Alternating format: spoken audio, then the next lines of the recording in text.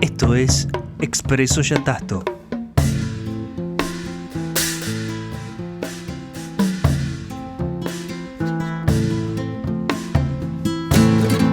Un podcast de Acervo Yatasto. www.acervoyatasto.com. En el episodio de hoy, Shakespeare y el otro, capítulo 4, la tragedia de Macbeth. Macbeth, uno de los dramas más conocidos de la obra de William Shakespeare, tiene como protagonista a alguien que podríamos considerar, en principio y teniendo una idea general de la trama, un outsider moral. Pero la ironía shakespeariana llega a su clímax en esta obra de modo tal que nos interpela como espectadores en la imposibilidad de evitar una identificación con el propio Macbeth a pesar, o tal vez por eso, del derramamiento de sangre desmesurado y el sentimiento latente de que cualquier personaje sobre el escenario es una potencial víctima a manos de Macbeth. Ciertamente, Macbeth no resulta un villano como Iago, el personaje que en Otelo construye la trama malvada en la que caen los otros personajes, incluyendo su protagonista. En Macbeth hay una imaginación desmedida, es la fantasía que se apodera de él, abandonándolo en un mundo en donde no hay certidumbres. Pero esa otredad moral es consecuencia de otra oposición, de un otro con el cual Macbeth no logra construir su yo. Si bien él, al comienzo, valiente capitán del ejército escocés, alcanza a coronarse rey de Escocia al asesinar a Duncan mientras dormía, que era en ese momento quien ocupaba el trono, no le basta con eso para ser el rey. Estamos de nuevo en el campo performativo, en el cual ser es actuar como y poseer determinados atributos que, como veremos, a Macbeth le han sido vedados y que tienen que ver en gran medida con la masculinidad. Ni sus logros militares, ni ser el soldado más valiente de todo el ejército de Escocia, ni luego ser rey, podrán compensar su falta, dar un poco de certidumbre a sus constantes dudas o realidad a sus fantasías y supersticiones. Veamos el arquetipo de rey cuya cosmovisión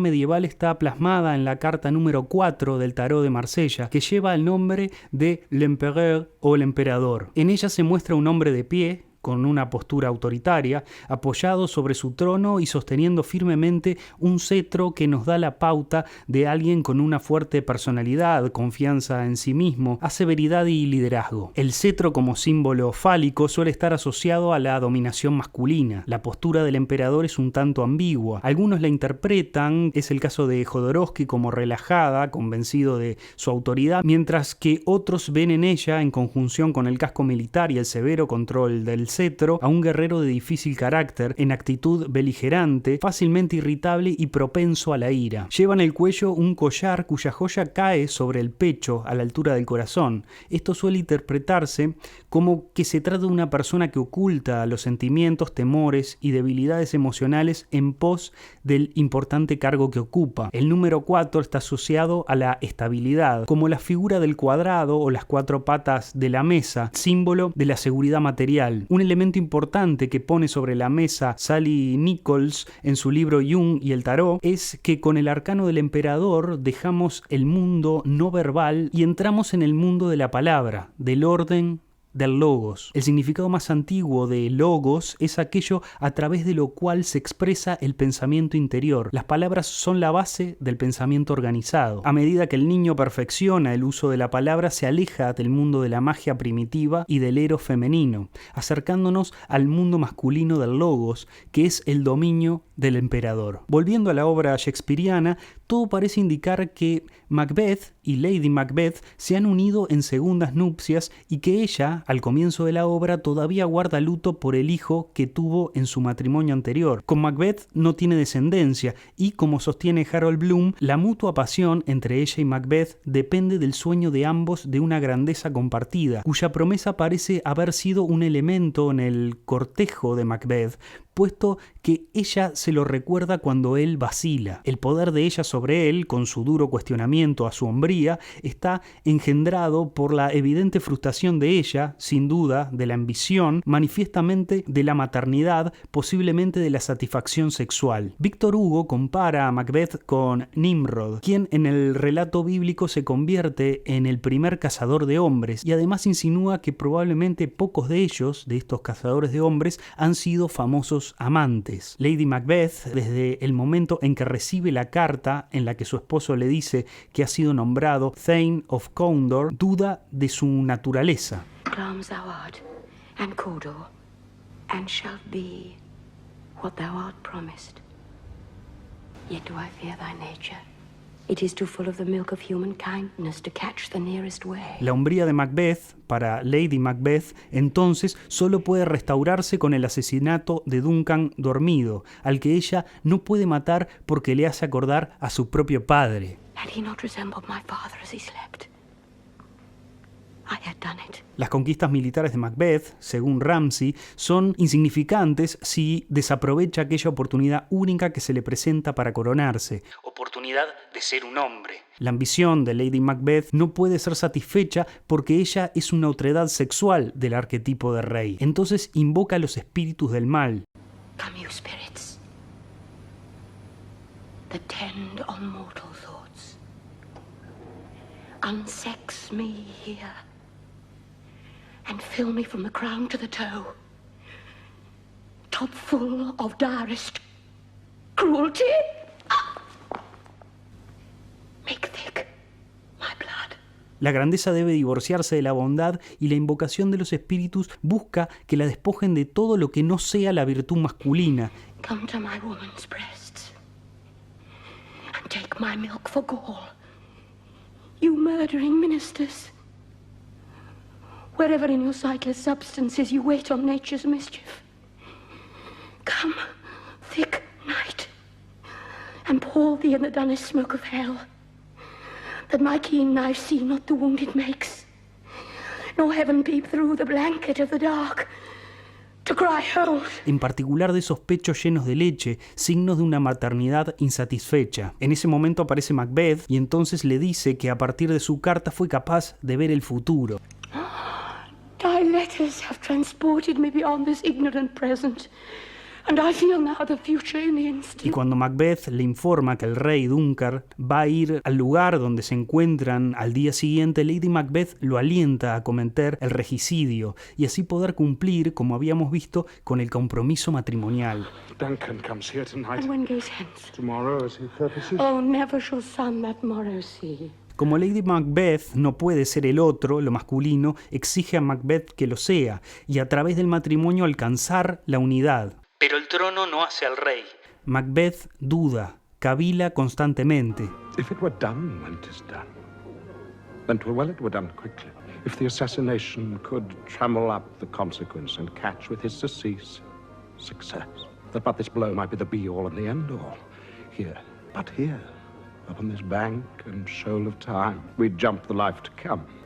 But in these cases, we still have judgment here, that we but teach bloody instruction, which being taught returns to plague the inventor.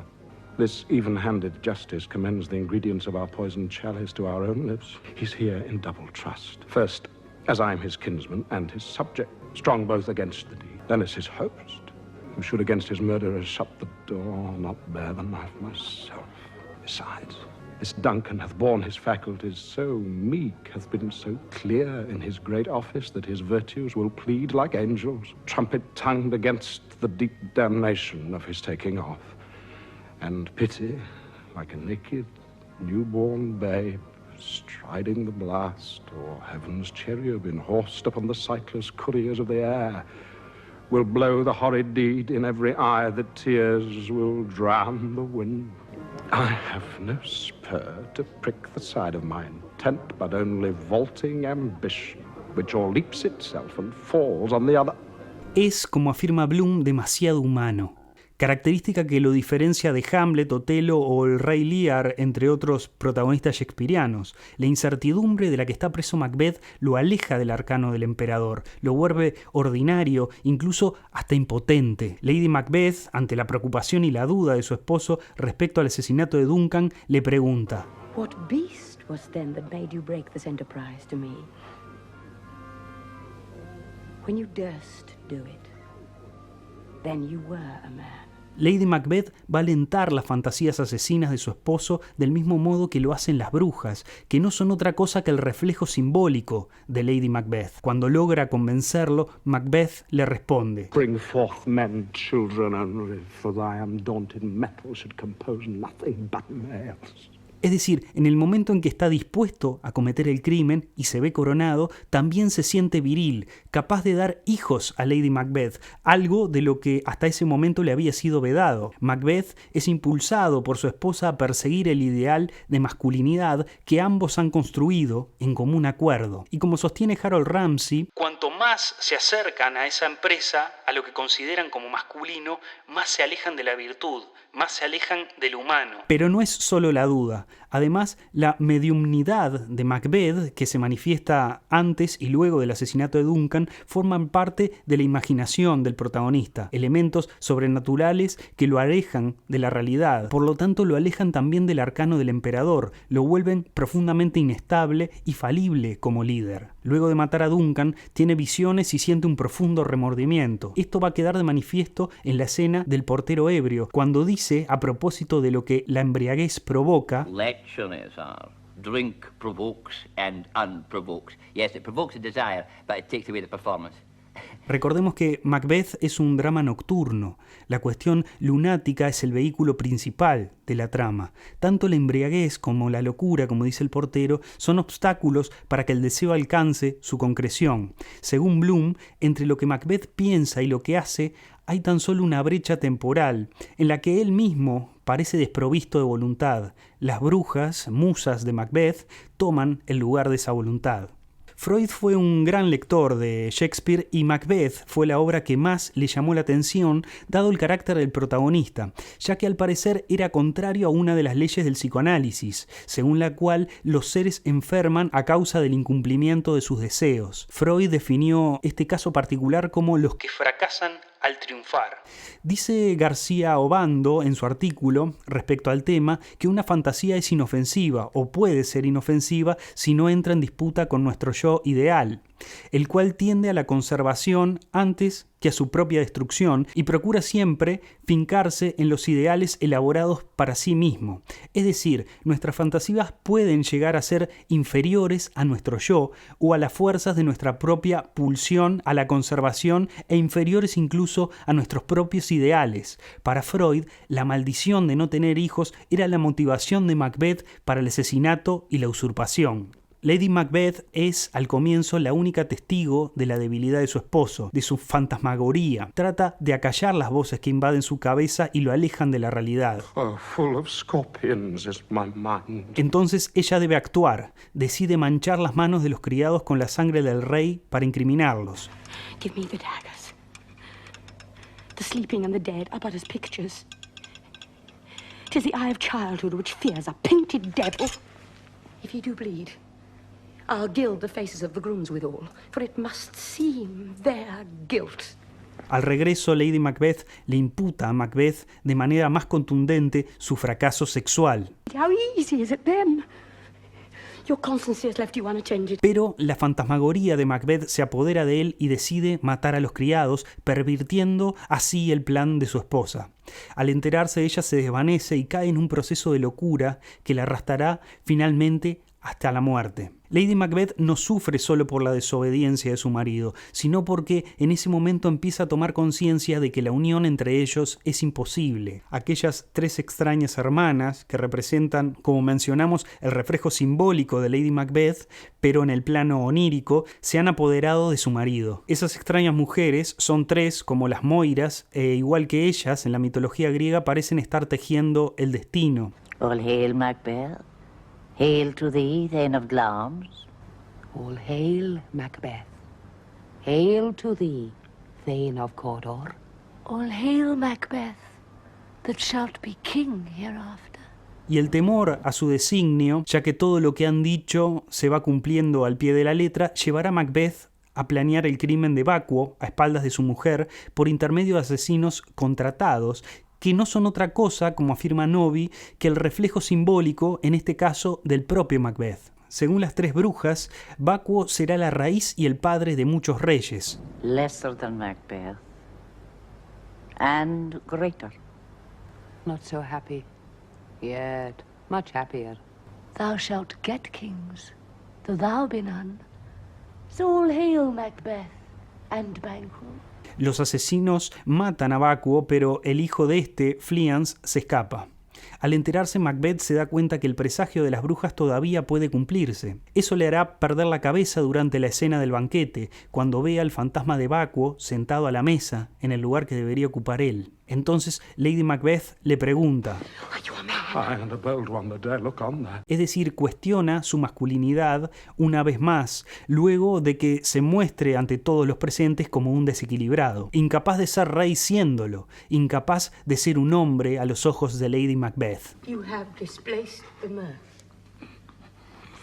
broke the good meeting with most admired disorder. Macbeth, ante su intranquilidad, necesita consultar a las brujas sobre su futuro. Entonces recibe 3 apariciones cuyos presagios parecen tranquilizarlo. Macbeth, Macbeth, Macbeth. Beware Macduff. Beware the Thane of Fife. Dismiss me. Primero, debe cuidarse de Macduff. Macbeth, Macbeth, Macbeth. Had I 3 ears, I'd hear thee. Be bloody, bold, and resolute. Laugh to scorn the power of man. For none of woman born shall harm Macbeth. Segundo, que ningún hombre nacido de mujer puede hacerle daño. Y tercero, Macbeth shall never never vanquished vanquished be be until great Burnham Wood, high Dunsinane Hill, shall come against him. That will never be. que no será vencido hasta que el bosque Great Burnham llegue hasta Dunsinane. Macbeth entiende el mensaje de manera literal y piensa que este último vaticinio es imposible que se cumpla. Pero parece que la imaginación extraordinaria de Macbeth le impide estar en paz y continúa con sus desmesuras. Las amenazas no le dan tregua y sigue tramando incesantemente. El protagonista está en lo que parece un perpetuo estado de miedo. ¿Pero miedo a qué exactamente? Según Harold Bloom, parte de la respuesta parece ser su miedo a la impotencia, un terror relacionado tanto a su abrumador poder de la imaginación como un sueño de grandeza compartido con Lady Macbeth. Envía a matar a Macduff. Al estar afuera, en Inglaterra, junto a Malcolm, uno de los hijos de Duncan, el ejército mata a su esposa y a sus hijos, el linaje que Macbeth es incapaz de tener. Macbeth pierde hegemonía, lo tratan de tirano y su pueblo lo cree loco. What does the tyrant? Great Dunsinane he strongly fortifies. Some say he's mad. Others, that lesser hate him, do call it valiant fury.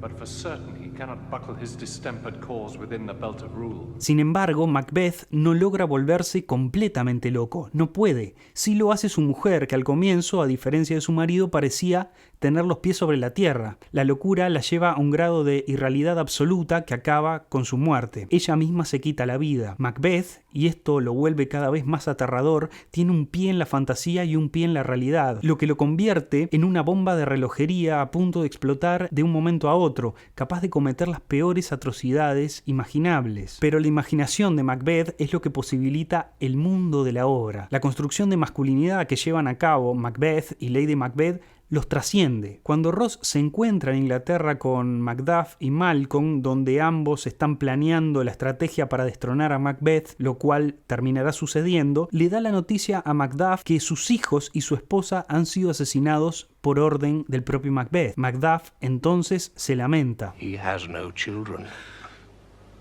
All my little ones. Oh, Hellkite. All? What? All my pretty chickens. And their dam. At one fell swoop. Y Malcolm le dice, Disputed. Like a man. es decir, que adopte el comportamiento de un hombre en vez de lamentarse por la pérdida. It is the whetstone of your sword. Let grief convert to anger. Blunt not the heart, enrage it. Transformar la pena en enojo, el dolor en odio para empuñar la espada para su venganza. Pero no es la espada lo que hará que Macduff derrote a Macbeth, sino la palabra. El logos, la palabra, pensaba erróneamente Macduff al principio, estaba en la espada, símbolo fálico. I have no words. My voice is in my sword. Macbeth lo despojó de su esposa, eliminó su descendencia, pero tiene el logos, tiene la palabra. Despair thy charm, and let the angel whom thou still hast served tell thee Macduff was from his mother's womb untimely ripped. Con la palabra le hace ver a Macbeth que el último presagio de los 3 que recibió en las apariciones parece cumplirse, ya que Macduff no nació de parto natural, sino que fue, como él mismo lo dice, inoportunamente arrancado. Ahí es cuando reconoce la autoridad de Macduff y su derrota. Accursed be that tongue that tells me so, for it hath cowed my better part of man. Cuando Macduff le corta la cabeza a Macbeth, la obra no puede continuar, porque si bien ahora el reino es de Malcolm, el mundo era de Macbeth, de su imaginación extraordinaria, y esa ha llegado a su fin. Ahora, ¿por qué Macbeth logra provocar al espectador esa impresión tan intensa? ¿Cómo logra Macbeth, con todas las características negativas que hemos visto, hacer que el espectador se sienta tan identificado con él? Wilbur Sanders afirma que Macbeth es la obra shakespeariana en la que nos sometemos más que nunca a un miedo desconocido. Para Harold Bloom, la obra no nos ofrece como espectadores una catarsis para los terrores que evoca. Puesto que nos vemos obligados a interiorizar a Macbeth, el miedo desconocido es finalmente de nosotros mismos. Si nos sometemos a él, entonces seguimos a Macbeth en un nihilismo donde reina la inseguridad, a diferencia de lo que sucede con Iago, por ejemplo, en Otelo, ya que es un nihilista confiado, claro en su objetivo y seguro de sus pasos. Hacia él se dirige, aunque al final tropiece. Esa duda constante de Macbeth se convierte en nuestra duda, y del mismo modo que él niñea con nosotros padreamos y somos los únicos hijos que él tiene.